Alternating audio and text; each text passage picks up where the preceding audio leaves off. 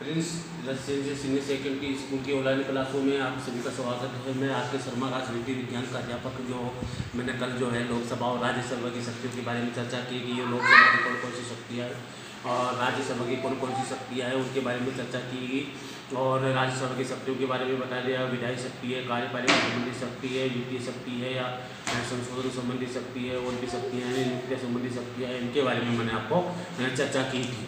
आज मैं आपके पास चर्चा करूंगा कि जो लोकसभा के अध्यक्ष का संक्षिप्त परिचय बताऊंगा और उसके बाद जो है लोकसभा का कार्य क्या होता है इसके बारे में आज अपन चर्चा करेंगे कि लोकसभा का अध्यक्ष कौन होता है, कैसा होता है, कहाँ से नियुक्ति की जाती है, उसका कार्य क्या होता है, उसका महत्व क्या होता है, वो क्या क्या क्या क्या कार्य करता है, किसको जो है रोक लगा सकता है, किसको उसको रोक नहीं लगा सकता, इसके बारे में जो है मैं आज चर्चा करूँगा। तो आज देखिए लोकसभा के अध्यक्ष का संक्षिप्त टिप्पणी मैं आपको बता रहा हूँ कि लोकसभा कौन होता है, इसके बारे में चर्चा करना बहुत ज़रूरी है, क्योंकि जब तक इसके बारे में चर्चा नहीं करेंगे, जब तक नहीं समझेंगे कि लोकसभा का अध्यक्ष किसे कहते हैं, कहाँ से आता है, क्यों आता है, कैसे आता है। तो देखिए संसद के कार्य को सुचारू रूप से संपन्न करने के उद्देश्य से भारतीय संविधान में संसद के लिए अध्यक्ष और उपाध्यक्ष की व्यवस्था की गई है।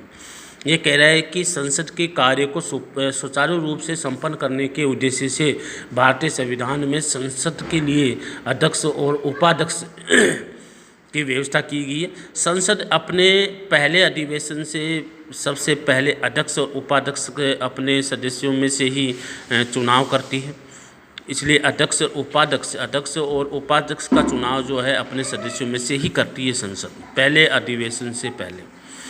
लोकसभा का अध्यक्ष लोकसभा का एक अहम सदस्य होता है, वही लोकसभा के अधिवेशनों की अध्यक्षता करता है और इसके काम को सुचारू रूप से संचालित करता है। तो लोकसभा में बिल या विधेयक उसकी आज्ञा से ही पेश हो सकते हैं।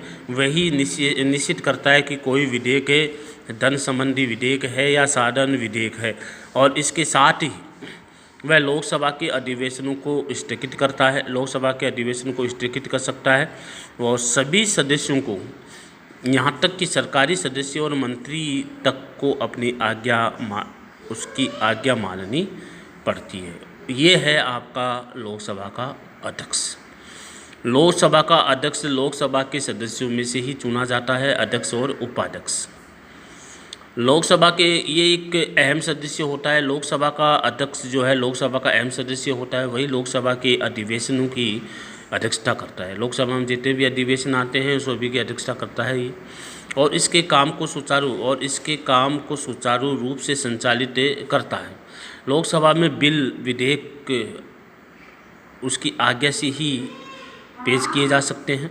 ये वही निश्चय करता है ये धन विधेयक है या साधारण विधेयक है, इस और इसके साथ ही सभी अधिवेशनों को स्थगित भी कर सकता है और सरकारी सदस्य और मंत्रीगण को इनकी आज्ञा मानना बहुत ज़रूरी है। इसलिए लोकसभा अध्यक्ष जो है सबसे इम्पोर्टेंट महत्व रखता है, उसका सबसे इम्पोर्टेंट जो है आवश्यकता होती है, और उसकी नियुक्ति भी लोकसभा के सदस्यों में से ही की जाती है, ताकि जितने भी अधिवेशन होते हैं उनको सही ढंग से जो है चलाया जा सके, सही ढंग से जो है संसद के अधिवेशन को सुचारू रूप से हो सके, कानून बन सके, पारित हो सके, अधिवेशन सही ढंग से चल सके।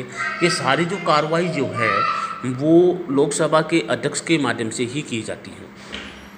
इसलिए अध्यक्ष जो है बहुत महत्वपूर्ण अपनी भूमिका निभाता है, और अध्यक्ष की नियुक्ति बिल धन विधेयक है या नहीं है और साधारण विधेयक है या नहीं है, जितने भी विधेयक जो रखते हैं सबसे पहले लोकसभा के अध्यक्ष की ही जो है परमिशन लेनी पड़ती है, और अध्यक्ष के कहने पर ही उसको संसद में पेश किया जाता है। इसलिए संसद में सबसे महत्वपूर्ण स्थान जो है महत्वपूर्ण जो सदस्य होता है वो लोकसभा के अध्यक्ष ही होता है, और लोकसभा का अध्यक्ष जो है सभी अधिवेशनों की कार्रवाई करता है। सभी अधिवेशनों को किस प्रकार रखा जाता है, किसको स्थगित करना है, किसको नहीं करना है, तो ये सारी चीज़ें जो है अध्यक्ष के ऊपर निर्भर करती हैं।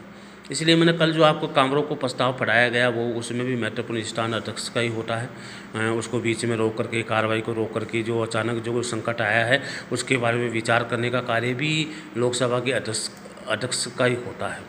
तो अब मैं आगे लेके चलता हूँ आपको कि लोकसभा के अध्यक्ष के कार्य कौन कौन से हैं। लोकसभा के अध्यक्ष के कार्य कौन कौन से हैं? तो नंबर 1, सबसे पहले कार्य, जब किसी विधेयक के पक्ष और विपक्ष में बराबर बराबर मत आते हैं तो लोकसभा अध्यक्ष या स्पीकर निर्णायक मत देता है। जब दोनों का बराबर बराबर अगर बहुमत आ जाता है तो निर्णायक भूमिका किसकी हो जाती है? लोकसभा अध्यक्ष की। ये पहला कार्य है।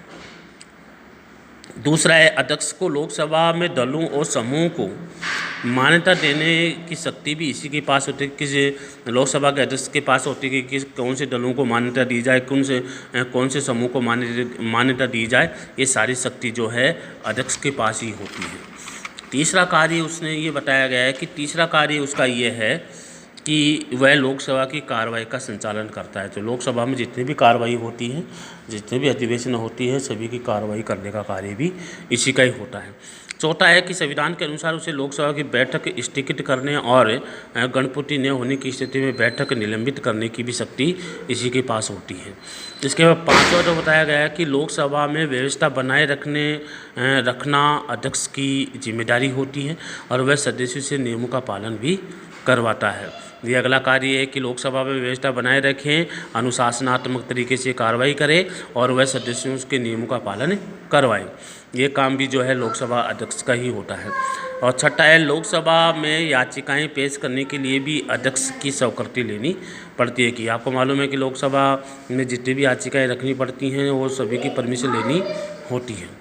इसलिए लोकसभा में याचिकाएं पेश करने के लिए भी अध्यक्ष की स्वीकृति लेना बहुत आवश्यक होता है। सातवां है, लोकसभा के नेता के परामर्श से ये बजट विनियोग विधेयक और वित्त विधेयक पर सभा द्वारा विचार किए जाने के दिन और समय निश्चित किया जाता है कि किस किस विधेयक पर, वित्त विधेयक पर या बजट पर या विनियोग विधेयक पर कब कब इसके ऊपर सभा की जाए।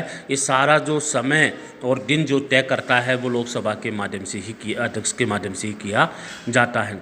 आठवां है, उसकी सहमति के बिना किसी भी सदस्य या सभा या उसकी सहमति के विशेषाधिकार भंग से संबद्ध कोई भी प्रश्न सभा में नहीं उठाया जा सकता। माने उसकी कोई भी बुराई नहीं कर सकते, कोई आलोचना नहीं कर सकते। नौवां है कि प्रवर समितियों के सभापतियों की नियुक्ति, जो प्रवर समिति बनाई जाती है और उस प्रवर समिति के सभापतियों की जो नियुक्ति है वो लोकसभा के अध्यक्ष के माध्यम से की जाती है। और वो समिति, प्रवर समिति क्या करती है, जो भी इसमें जो भी त्रुटियां रह जाती हैं, वे पारित जो विधेयक में कोई भी कमियां रह जाती हैं या संशोधन करना है या कुछ परिवर्तन करना है या कुछ को हटाना है, तो सारा काम जो है प्रवर समिति को दिया जाता है। वो सोच समझ के ड्राफ्ट रखती है और ड्राफ्ट को सही ढंग से उसको नियुक्त करती है और ड्राफ्ट को सही ढंग से करने के बाद आगे प्रेषित करती है। इसलिए प्रवर समिति के जो सभापतियों की जो नियुक्ति है वो लोकसभा के अध्यक्ष के माध्यम से की जाती है। 10वां, वह सदन में दर्शकों और प्रेस के प्रतिनिधित्व के प्रवेश पर रोक लगा सकते हैं। कि संसद में जब कार्रवाई चलती है तो दर्शक देखने वाले और या प्रेस या मीडिया जो भी अगर आती है तो उसको सभी को जो है रोक भी सकती है या संसद में आने के लिए प्रेरित भी कर सकती है। तो ये सारा काम जो है वो लोकसभा के अध्यक्ष के माध्यम से किया जाता है। कब इसको मीटिंग करनी है, कब मीटिंग नहीं करनी है और कब मीटिंग जो होनी है या नहीं होनी है, ये पूरा समय, डेज या जो भी है डिसाइड करने का काम होता है वो लोकसभा के अध्यक्ष के ही होता है। बस संसद में जितनी भी कार्रवाई होती हैं सभी कार्रवाई को ध्यान में रखने का जो कार्य होता है वो लोकसभा के माध्यम से ही किया जाता है। इसलिए मैंने आपको लोकसभा के अध्यक्ष के बारे में अच्छे से पढ़ाया गया कि लोकसभा का अध्यक्ष जो है अध्यक्ष और उपाध्यक्ष कहाँ से जो नियुक्त किया जाता है, तो इसके बारे में भी आपको चर्चा करवाएगी। तो इसमें एक जो चीज़ें हैं कि अध्यक्ष से त्यागपत्र उपाध्यक्ष को देगा और उपाध्यक्ष से त्यागपत्र अध्यक्ष को देगा, ये सारी चीज़ें जो हैं मैंने पहले भी इसको क्लियर करवा दी गई हैं। तो इसलिए जो चीज़ें हैं वो बहुत इंपॉर्टेंट रखती हैं। तो सबसे मोस्ट जो इसमें क्वेश्चन बनता है कि लोकसभा के अध्यक्ष जो है वो उसका कार्य कौन कौन से, तो इसमें क्वेश्चन पूछा जा सकता है। 2 नंबर या 3 नंबर का या 5 नंबर का क्वेश्चन पूछा जा सकता है कि लोकसभा के अध्यक्ष के कार्य कौन कौन से हैं। तो देखिए, लोकसभा के अध्यक्ष के कार्यों के बारे में मैंने आपको बता दिया गया है। आगे और भी कार्य हैं, इनके बारे में मैं आगे आने वाले जो क्लास है उसके बारे में बताऊंगा कि कौन कौन से कार्य और कर सकती है। तो मैंने आपके 10 कार्य बताए हैं आज।